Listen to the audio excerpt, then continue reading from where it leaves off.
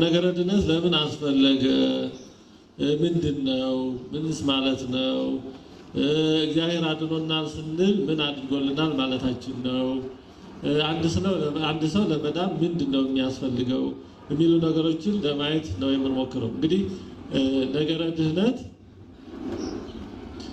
የትምህርቶች ሁሉ መሰረት ነው የትምህርቶች ሁሉ ማይከል ነው ሌላው ትምህርት ሁሉ በቤተክርስቲያን ያለው የሚኖረው ይሄንን የድነትን ትምህርት ለመጠበቅ ነው ለማብራራት ነው ለማጽናት ነው ለማመስጠር ነው ለማመስገን ነው ስርዓተ ቤተክርስቲያን የሚሰራው ይሄን ድነትን ለመፈጸምና ለመጠበቅ ነው ታሪክ የቤተክርስቲያን ታሪክ ያ እንደዛ የሚባለው ይሄን የድነት ትምህርት ለመጠበቅ የተደረጉ ተጋድሎዎችን ነው የሚነግረን ቅዱሳን የዚህ ድነት ውጤቶች ናቸው ክርስቶስ ባይመጣና ሰው ባይሆን ኖሮ ቅዱሳንን አናገኛቸው ምክንያቱም ቅዱሳን የመስቀሉ ውጤቶች ናቸው የሥጋ መቆረስ የደሙ መፍሰስ ያስገኛቸው ናቸው ስለዚህ የመዳን ትምህርት የሁሉ ነገር መሰረት ነው ከዚህም ጋር በዚህ ዓለም ያሉ የተለያዩ ሃይማኖት የሚባሉ ስሙ ችግር የለውም ሃይማኖት ይባሉ ካህናት የጣዖት ካህናት ይባላሉ ግን በዚህ ዓለም ሃይማኖት ነን የሚሉ በጣም ብዙ መኖራቸው ይታወቃል ክርስቲያን ነን በሚለው ስም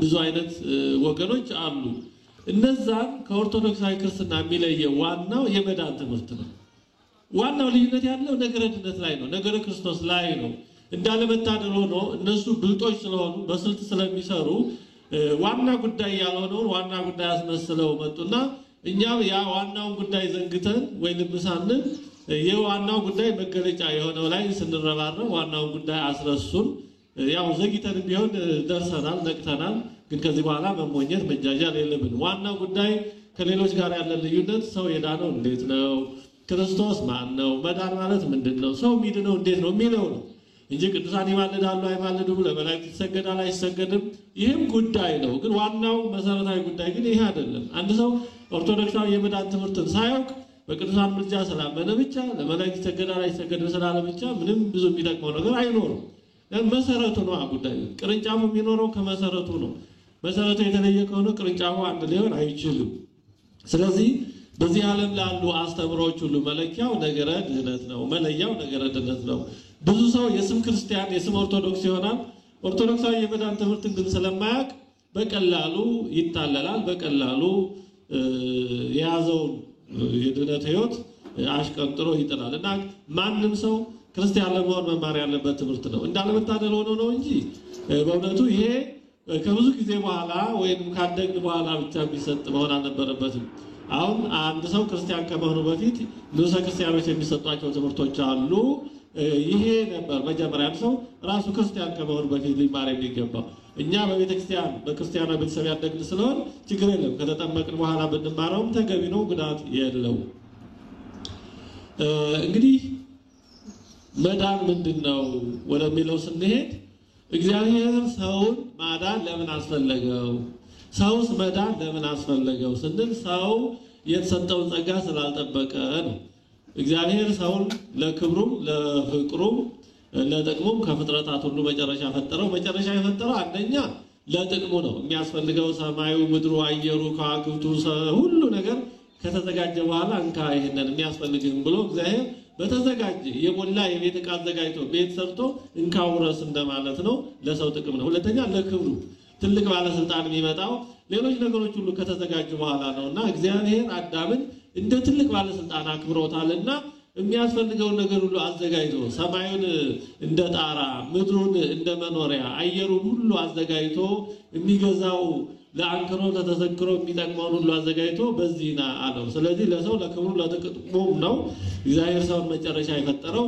ከፈጠረው ዘንድ አንድ ትእዛዝ ሰጠው ይሄን የሚያስፈልግህን ነገር የፈለከው ብላ ጠጣ ግን ክፉና በጎ ከምታስተዋውቀው ከአንዲቱ ዛፍ ከዚህ ፍሬ አትብላ ብሎታል እንግዲህ እቺ ፍሬ ለሰው እግዚአብሔርን መውደዱን የሚገልጽባት እድል ነበረች እቺ ጸበለስ እግዚአብሔር ለሰው መሰናክል እንድትሆነው ብሎ የፈጠራት አይደለች እግዚአብሔር ለሰው መሰናክል ይፈጥራል መሐሪ ቅርባይ ቸር ነውና ስለዚህ እግዚአብሔር ለሰው ሕግ የሰጠው እግዚአብሔር ለሰው ፍቅሩን በብዙ መንገድ ገልጿል በመፍጠር ገነትን በመስጠት ሕይወትን በመስጠት ሁሉ ነገር በነፃ በመስጠት አዳምስ ፍቅሩን በምን ይግለጽ አዳም ዝም ብሎ እንደኔ ቢጤ እንደለማኝ እየተመጸወተ መኖር የለበትም። ፍቅሩን መግለጽ መቻል አለበት። ፍቅሩን ደግሞ በምን ይግለጽ? ይችን አንድ ፍሬ በመተው ነው።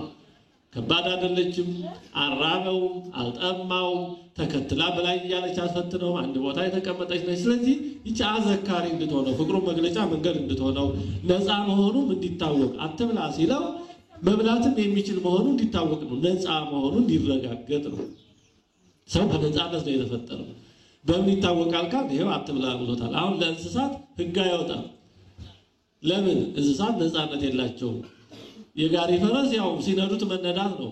የሚታረሰው ሲጠምዱት መጠመድ ነው። ሌላ ማድረግ አይችልም። ሰው ግን ከዛ ያለፈ ነፃ ስለሆነ አትብላ ብሎ ህግ ሰጠው። ይሄን ህግ ለተወሰነ ጊዜ ጠብቀው በሰላም ሲኖሩ ነበር። ኋላ ግን የዲያብሎስ ምክር መጣ። ዲያብሎስ እንግዲህ እንደሚታወቀው አዳምና ሔዋንን የስተት ስብከት ሰበካቸው። አይ ይሄንን እንኳን አትብሉ ያላችሁ እንደርሱ ሁሉን አዋቂ እንዳትሆኑበት ነው። አምላክ እንዳትሆኑ፣ እንዳትገዳደሩት፣ እንዳትስተካከሉ ነው እንጂ ለሱ ብሮ ነው እንጂ ለእናንተ አይደለም። እናንተማ ብትበሉ ሁሉን ታውቃላችሁ፣ እንደሱ አምላክ ትሆናላችሁ ነው ያላችሁ። እንደሱ አምላክ ትሆናላችሁ አላችሁ። በጣም ያሳዝነው አዳምና ሔዋን እግዚአብሔር ሲያደርግ አይተውታል። ፈጥሯቸዋል፣ ተላ ደስታን ሰጥቷቸዋል፣ ሁሉ ነገር ሰጥቷቸዋል። በተግባር አምላክነቱን ፍቅሩን አረጋግጧል። አሁን መጥቶ ይህን ስብከት የሚሰብከው ሰይጣን ግን ምንም ሲያደርግ አላዩትም። ከዛ በፊት መጥቶ አንድ ነገር አላደረገላቸውም።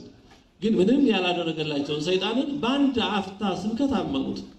በጣም የሚያሳዝነው ብዙ ጊዜ እኛ ድክመት ይሄ እግዚአብሔር ብዙ ነገር አድርጎልን ከቤተክርስቲያን ብዙ ነገር ተቀብለን ከቤተክርስቲያን በጥምቀት ተወልደን በቤተክርስቲያን የክርስቶስ ሥጋና ደም ተቀብለን ብዙ ሰው የቤተክርስቲያን ይሄን ሁሉ ጥቅም አግኝቶ ከቤተክርስቲያን ሕይወትን አግኝቶ በአንድ አፍታ የመናፍቃን ስብከት በአንድ አፍታ የቤተክርስቲያን ጠላቶች ስብከት ልቡ ድፍርስ የሚልበት ብዙ ነው። በጣም ያሳዝናል። በአንድ ሁለት ሶስት ቃል የሚረበሸው ብዙ ነው። በጣም ያሳዝናል። እና አዳምና ሔዋን እንደዛ ነው የሆኑት።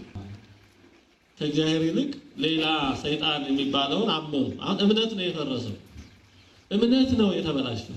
የእምነት መሰረት ነው የተናወጠው። ፍሬ መብላታቸው ያ እምነታቸው መበላሸቱን መግለጫ ነው፣ ተግባራዊ መገለጫ ነው። ችግሩ ያለው ነቃሃለ ላይ ነው። እግዚአብሔር ያላቸውን ተጠራጥረው በበላ ቀን ትሞታለህ የሚለው ተጠራጥረው ትተው ክደው ሰይጣን ያላቸውን ብትበሉ አምላክ ትሆናላችሁ የሚለው ማመናቸው ነው። እምነት ነው የተበላሸው። ያ በውስጥ የተበላሸው እምነት ደግሞ በተግባር ተገለጠ። በምን ተገለጠ? የተከለከለውን አትብሉ ያላቸውን ተላልፈው በመብላት ይሄን በልተን አምላክ እንሆናለን። አቋራጭ መንገድ ነው የፈለጉት ለመክበር። እግዚአብሔር ያላቸውን መንገድ ትተው አቋራጭ መንገድ ሁሉ ጊዜ በሁሉም መንገድ በጣም አደገኛው ሾርት ከት is often the wrong cut ይላሉ ፈረንጆች። የአቋራጭ መንገድ ብዙ ጊዜ አስቸጋሪ ነው፣ ወደ ስህተት ይወስዳል። ወደ ስህተት በአቋራጭ መክበር እንደሚባለው በአቋራጭ ነው መክበር የፈለጉት። በዚህ ጊዜ ምን ሆነ? እንግዲህ ውጤቱ ሞት የሚባለው እንግዳ ነገር ወደ ሰው መጣ። ግን እዚህ ላይ ለምን አልከለከለው የሚል ጥያቄ ሊነሳ ይችላል። አዳምና ሔዋን ዕፀ በለስን ሊበሉ የተከለከለውን ፍሬ ሊበሉ ሲሉ እግዚአብሔር ለምን አይከለክላቸውም ነበር? አይኑ እያየ ሲሞቱ አይ እንዴ እንደው ብነግራችሁ እውነት መሰላችሁ እንዴ የማይሆንም ትሞታላችሁ አይጠቅማችሁም እንዴ እኔ ከእናንተ አውቃለሁ አይሆንም ብሎ ለምን አልከለከላቸውም የሚል ሊኖር ይችላል። ለምን አልከለከላቸውም? እንግዲህ ብዙ ምክንያቶች ይኖራሉ። አንደኛው ምክንያት ቢከለክለው ነፃነቱ እውነት አይሆንም ነበር። እግዚአብሔር የሰጠው ነፃነት የማስመሰል በሆነ ነበር። እንዳትበላ በበላ ቀን ግን ትሞታለህ፣ ግን መብላት ትችላለህ ልሙት ካልክ ብሎት ሲያበቃ አሁን ሊበላ ሲል አይሆንም ቢለው ጥንቱን ነፃነቱ የውሸት ነበር ያሰኛል።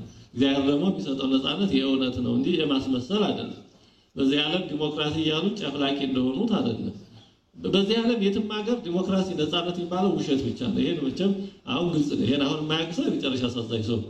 አሁን ስለ ዲሞክራሲ እንቆረቆራለን የሚሉትና አሜሪካ እንደነሱ ጸረ ዲሞክራሲ የለም፣ እንደነሱ ጨፍላቂ የለም። ጥቂቶች ብቻ ናቸው የሚያሾሩት።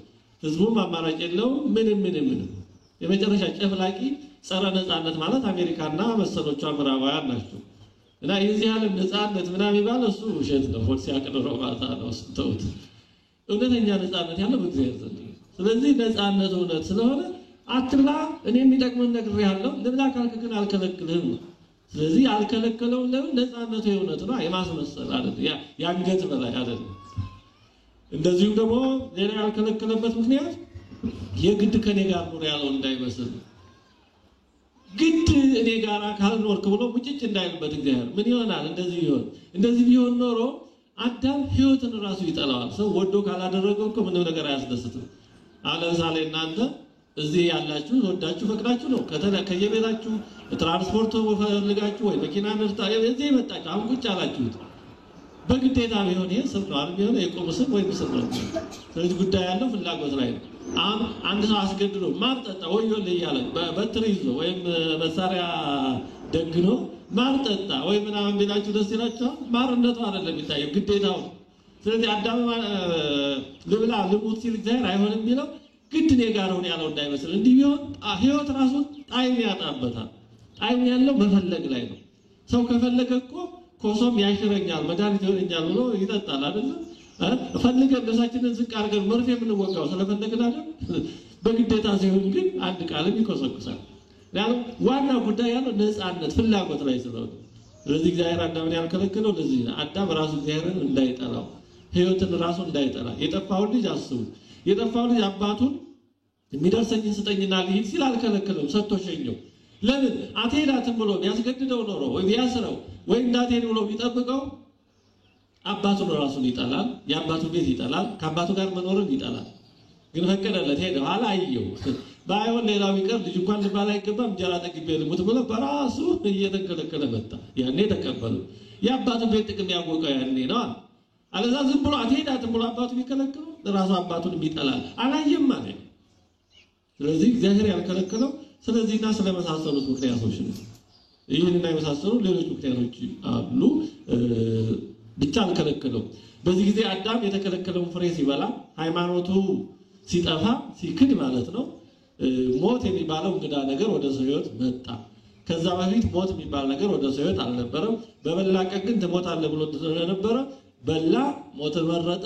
ሞት የሚባል ከዛ በፊት በሰው ሕይወት ውስጥ ያልነበረ እንግዳ ባዕድ ነገር ወደ ሕይወታችን ገባ። ይሄ በጣም ትልቅ ጉዳይ ነው። ሕይወትን ማጥፋት ማለት ነው። የሕይወት ተቃራኒ ነው ሞት ማለት። ሕይወቱ ከሱ ተወገደ ማለት ነው። አዳም ከበደለ ጊዜ ጀምሮ ሟች ሆኗል። እለቱን አልሞተም። ከእግዚአብሔር መለየትን እለቱን ሞቷል። የነፍስና የሥጋ መለየትን ደግሞ 930 ዓመት ኖሮ ነው የሞተው። አዳም ነው ማን ነው? አቤል ነው መጀመሪያ የነፍስና የሥጋ መለየትን ሞት የቀመሰው። ግን ሟች ሆኗል። ልክ እንደተቆረጠ ዛፍ ሆኗል። አንተ የተቆረጠ ዛፍ እለቱን አይደርቅም። ግን ያጠራቀመው ንጥረ ነገር እስኪያልቅ ድረስ ነው እንጂ መድረቁ አይቀርም። የቀናት ጉዳይ ነው። አዳምም ከእግዚአብሔር ሲለይ ሟች ሆኗል። የጊዜ ጉዳይ ነው። ኦልሬዲ ሟች ሆኗል። ስለዚህ ሞት የሚባለው እንግዳ ነገር የሕይወት ተቃራኒ። አሁን ጨለማ የብርሃን ተቃራኒ ነው አይደል? ሕይወት ደግሞ ሞት ደግሞ የሕይወት ተቃራኒ ነው። ስለዚህ የሕይወት ተቃራኒ የሆነ ሞት የሚባል ነገር ወደ ሰው ሕይወት ገባ። ትልቅ ከባድ እጅግ ከባድ ከምንም ነገር የገዘፈ ከባድ ጉዳይ ወደ ሰው ሕይወት ገባ። በዚህ ጊዜ እግዚአብሔር ወደ አዳምና ሔዋን መጣና እንዲህ አላቸው። መጀመሪያ ተስፋውን ሰጣቸው። ዘፍጥረት ምዕራፍ 3 ቁጥር 15-19 በአንተና በሴቲቱ መካከል በዘርና በዘሯ መካከል ጠላትነትን አደርጋለሁ።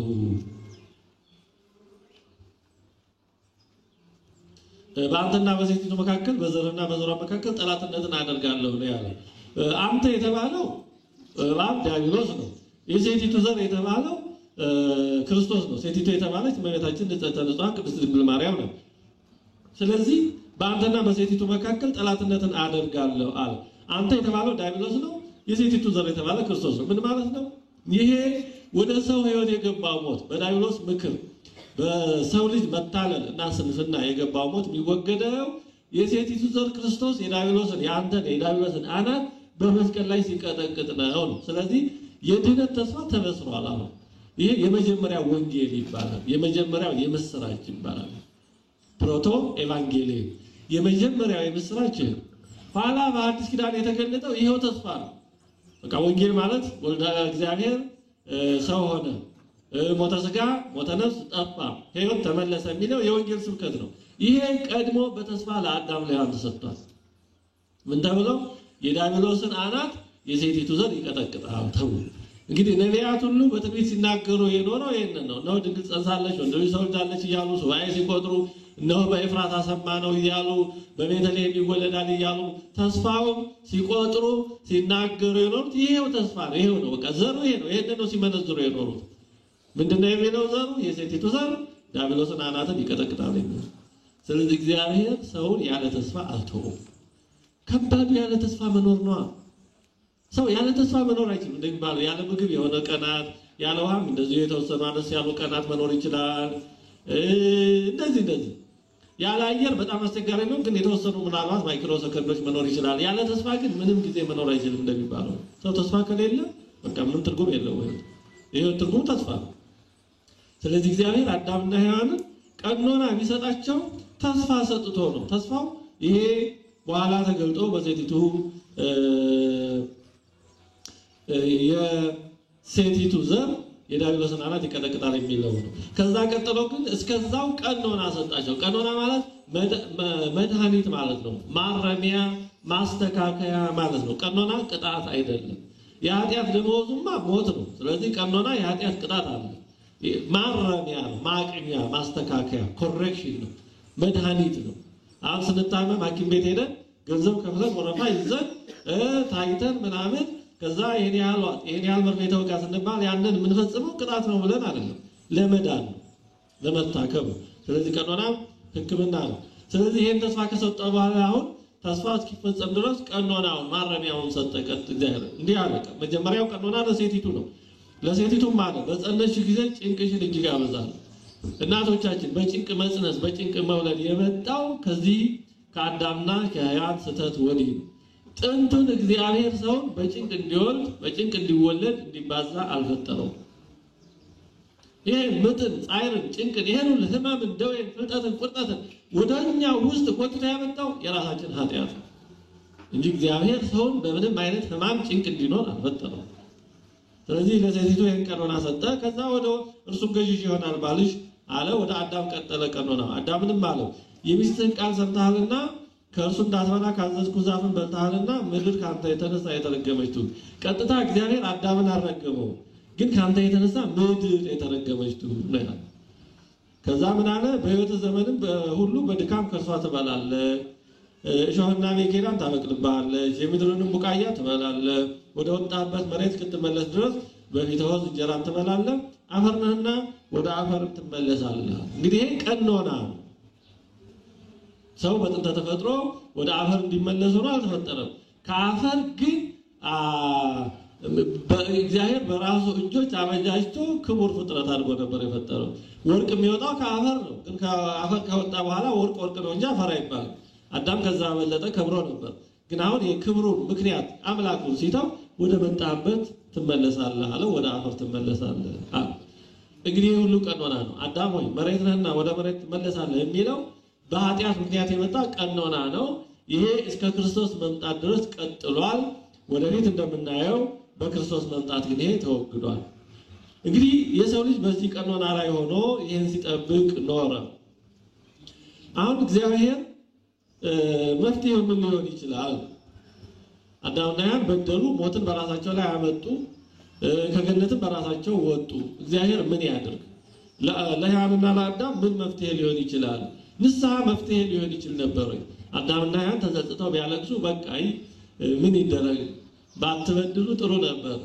ግን እንግዲህ ምን ይሆናል በቃ ልተውላችሁ ተሞታለህ ብዬ ነበር አይደል በቃ አሳዘንከኝ አትሙት ቢለው መፍትሄ ሊሆን ይችል ነበር ወይ ብንል አይሆንም ንስሐ መፍትሄ መሆን አይችልም ለዚህ እንደው ሁሌም ጥያቄ እየሆነ ስለሚነሳ ንስሐ ትልቅ ጸጋ ነው ያለ ንስሐ መዳን የሚችል ሰው የለም ሁላችን ተስፋችን ንስሐ ነው ንስሐ ለሰው ልጆች የተሰጠ እግዚአብሔር ትልቅ ጸጋ ነው ግን ንስሐ ደግሞ ማድረግ የሚችለውና የማይችለው ነገር አለ ይሄን መለየት ያስፈልጋል ንስሐ እንደ እግዚአብሔር ሁሉንም ይችል አይደለም ስለዚህ ለአዳምና ለሔዋን ንስሐ መፍትሄ ሊሆን አይችልም ለምን አንደኛ ንስሐ የእግዚአብሔርን እውነተኛነትና የቃሉን ተፈጻሚነት አያሟላም አይደል በበላ ቀን ትሞታለህ ብሎ ነበር አሁን ንስሐ ስለገባ አዳም ቢተውለት አይ በቃ እንግዲህ ምን አደርጋለሁ ብሎ ቢተውለት በበላ ቀን ትሞታለህ ያለው ቃሉ ሳይፈጸም ቀረ ማለት ነው ይሄ ደግሞ ለእግዚአብሔር አይስማማም እግዚአብሔር ቃሉ የማይፈጸም አይደለም ቃሉ አይለወጥም ሐሰትን በሱ ዘንድ የለም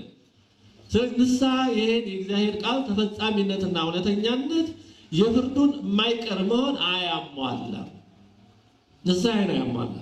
ሁለተኛው ንስሐ መፍትሄ መሆን ያልቻለበት ምክንያት ለአዳምና ለሔዋን ማለት ነው።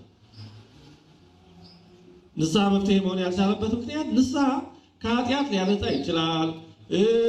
እንደገና በኃጢአት የመጣውን ነገር ሊያስወግድ ይችላል። እዚህ ላይ ግን በአዳምና በሔዋን ኃጢአት የመጣው ወደ ውስጥ ዘልቆ የገባ ሞት የሚባል ከባድ በሽታ፣ ያ ወደ ሕዋሳት ውስጥ ዘልቆ የገባ የሕይወት ተቃራኒ ሞት የሚባል ነገር ዝም ብሎ በአፍአዊ ይቅርታ የሚመለስ አይደለም።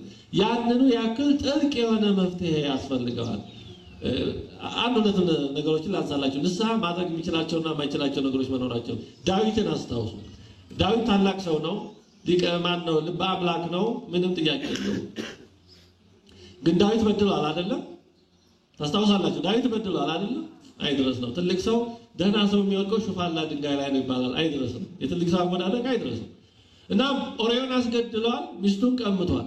በኋላ ንስሐ ገብቷል አይደለም? ንስሐ ሲገባ እግዚአብሔር ይቅር ብሎታል አላለውም? ይቅር ብሎታል አላለውም? ይቅር ብሎታል። ግን ንስሐ ስለገባ ያስገድለው ኦርዮ ተነስቷል አልተነሳም? ተነስቷል አልተነሳም? አልተነሳም። ዳዊት ንስሐ ስለገባ ያስገድለው ኦርዮ አልተነሳም። አይሆንማ። ንስሐ መግባት ከዛ ያ በዛ ሂደት የተፈጠረው ስህተት እንዳልነበር አድርጎ አይመልስም። ኦርዮ ሞቷል። ዳዊት ኦርዮን አስገድሎታል። የዳዊት ንስሐ መግባት ቀደም ብሎ በኃጢአቱ ጊዜ ያስገደለውን ኦርዮን ማስነሳት አይችልም። ከዚህ ጋር ተያይዞ ዳዊት በፈጸመው ኃጢአት የተፈጠሩ የቤተሰብ ትርምሶች አልተስተካከሉም። እንዳውም በጣም ብሰው የራሱ ልጅ አቤሴሎም ከቤተ መንግስት አወጥቶ አባሮት ተሰቃይቶ ነው በኋላ ህይወቱ ተመሰቃቅሎ የሞተው። ሌላ አንድ ምሳሌ እንጨምር። ሰሎሞን፣ የዳዊት ልጅ ሰሎሞን በጣም የተመሰገነ ነበር በወጣትነቱ። ኋላ ግን ተበላሸ። ብዙ ከአሕዛብ ሴቶች ጋር አላስፈላጊ ግንኙነት ጀመረ። ለጣዖት እስከ መስገድ፣ የጣዖት ቤተ መቅደስ እስከ መስራት ደረሰ። ያ ቤተ እግዚአብሔር በሰራ እጁ። መጨረሻ ላይ ንስሐ ገብቷል። መጨረሻ ላይ መጽሐፈ መክብብ የመጨረሻ መጽሐፉ ነው ይባላል። ንስሐ የገባበት ሁሉ ከንቱ ነው እያለ በቃ አየሁት ተድላ ደስታን ሚስት ቆማት ምናምን በማንሳት በምን መጠጥ ወይን ደስታ ሁሉን ነገር ሞከርኩታል። ይሄ ሁሉ ግን ነፋስን እንደመጨበጥ ነው። ከንቱ ነው አለ። ምንድነው ትውልድ ዳን በእኛ ይብቃ እንደሚባለው አይነት እኔ አይቼዋለሁ።